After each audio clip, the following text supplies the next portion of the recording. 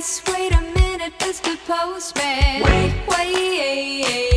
Mr. Postman. Please, Mr. Postman, look and see. Oh yeah, There's a letter in your bag for me. please, Mr. Postman. Why's it taking such a long time? Oh yeah, Only to hear from that boy of mine.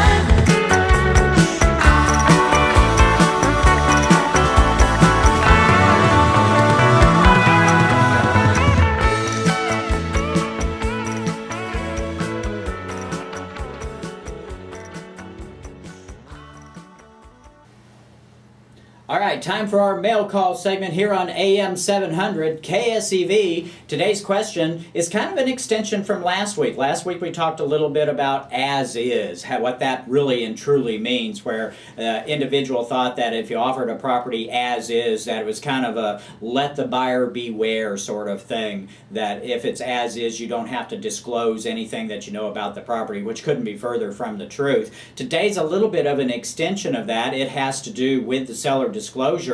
For sale by owner wants to know, am I required to fill out a seller disclosure on a home that I'm trying to sell on my own? And the answer to the question is yes. The state of Texas, through the Texas Property Code, Section 5.008, is very specific about who has to fill out a seller disclosure and what that seller disclosure has to show. Now, the Texas Real Estate Commission has put out a form that they want you to use, which gives the minimum requirements in terms of what you are required to disclose to a potential buyer.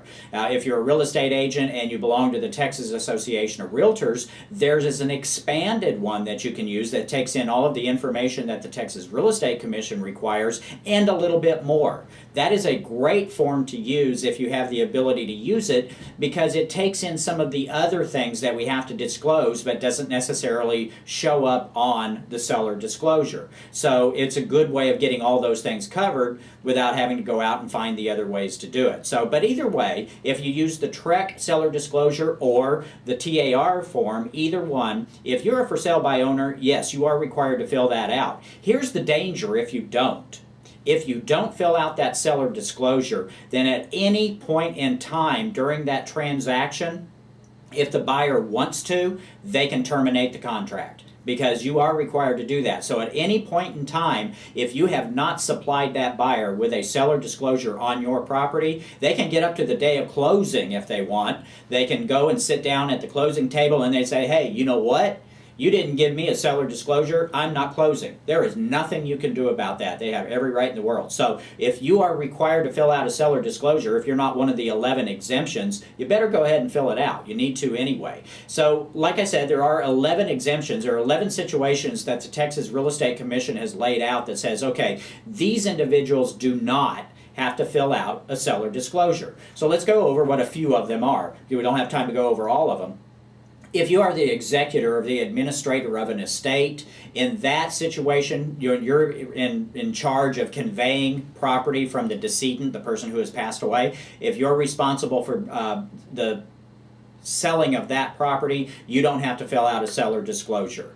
Also, if you are what we call tenants in common, 2 or more unmarried people owning the same piece of property. If you have that situation and one of those tenants in common sells their share to somebody else who is also already part owner, you don't have to fill out a seller disclosure for them. In a divorce, you don't have to fill out a seller disclosure if you are deeding your part of the property to your spouse, so your ex-spouse, then you don't have to fill out a seller disclosure either.